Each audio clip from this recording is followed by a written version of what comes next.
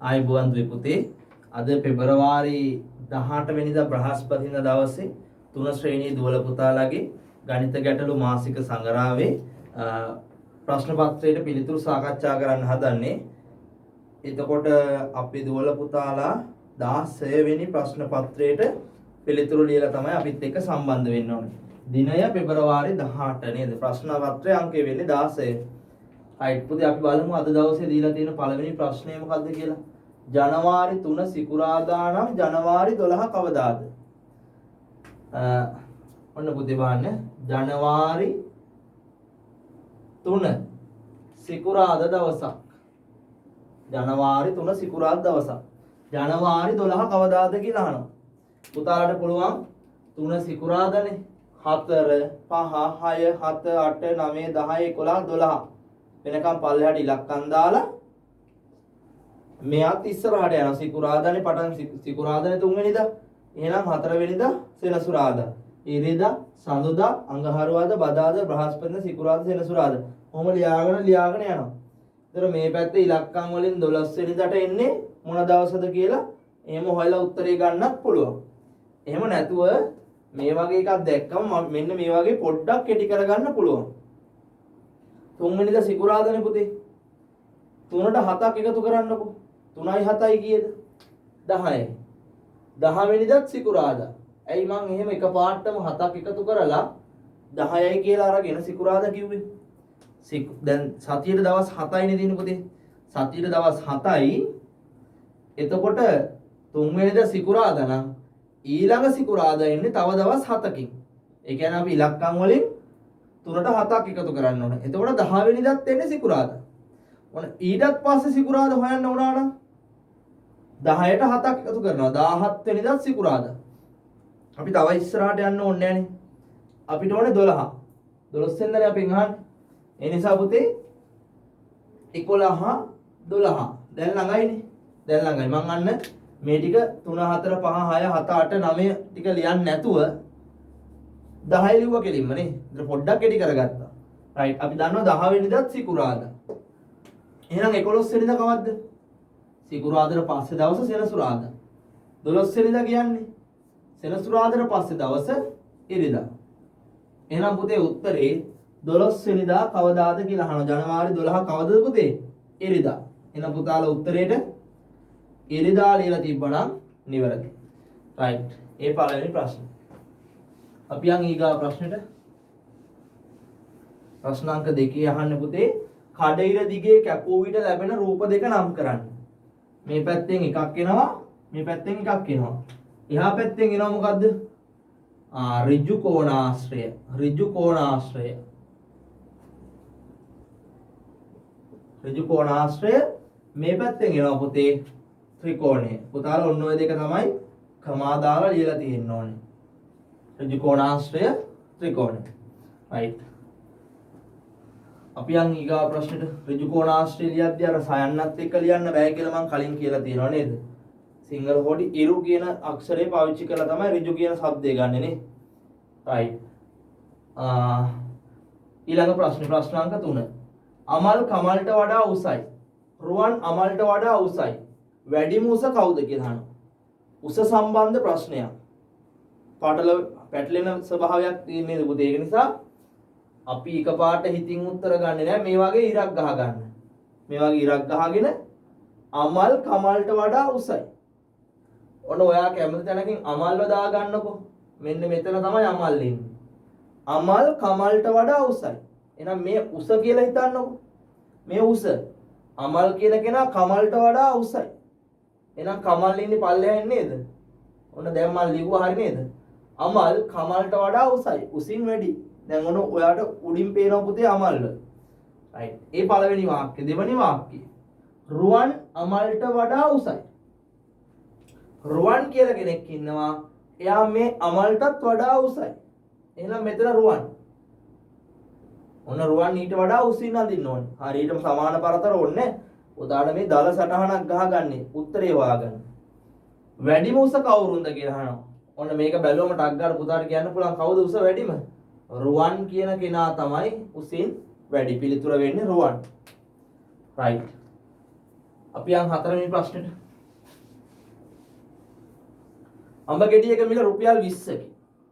රුපියල් 50 නෝට්ටුවකට මිලදී ගත හැකි අඹ ගෙඩි ගණන කීයද කියලා අහනවා.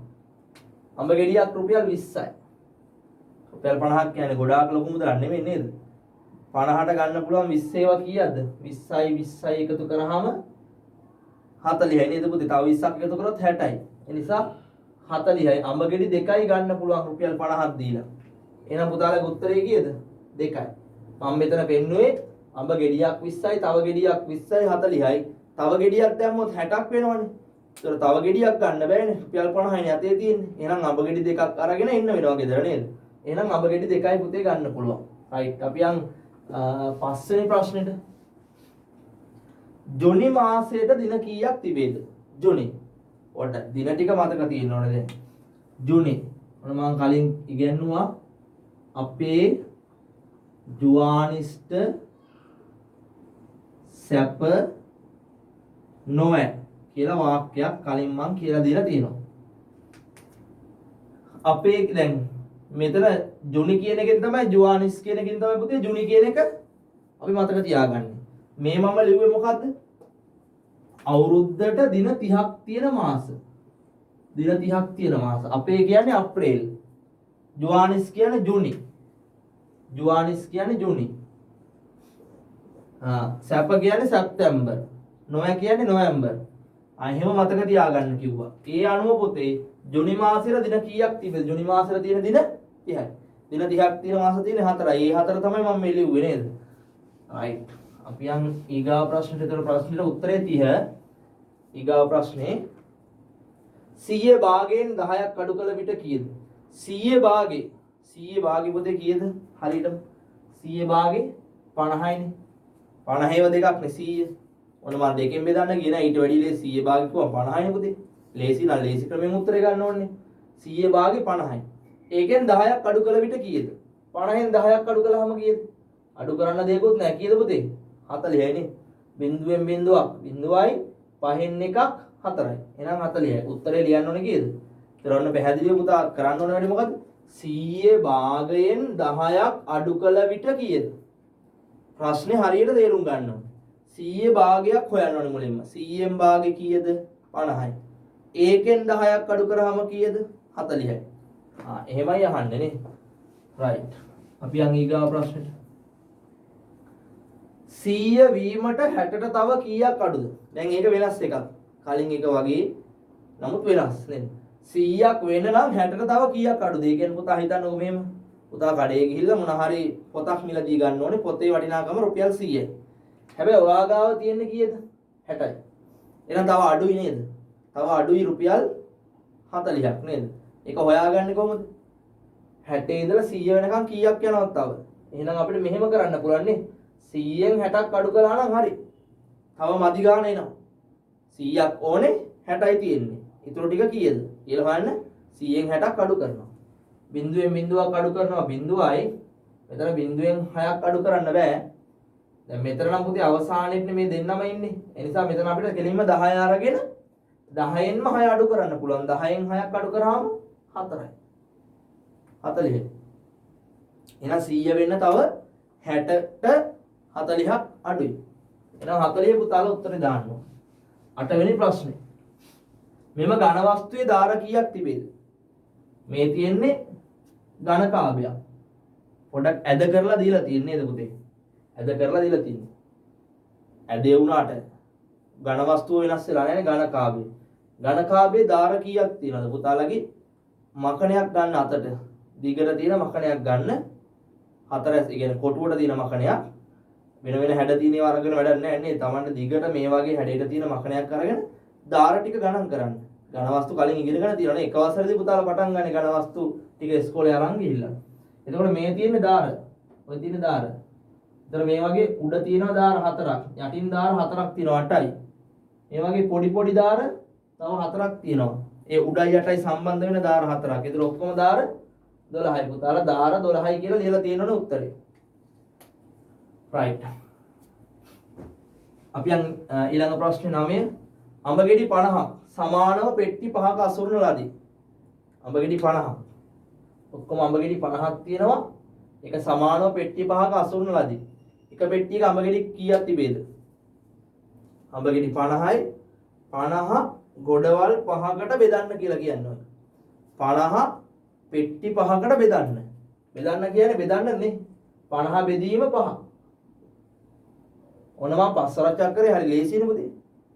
5ට 5 ඒවා 1යි කියලා මෙතනින් දානවා. පස්සරක් එක 5යි. 5න් 5 අඩු කරනවා 0. ඊළඟට මෙයා ගන්නවා මෙතෙන්ට.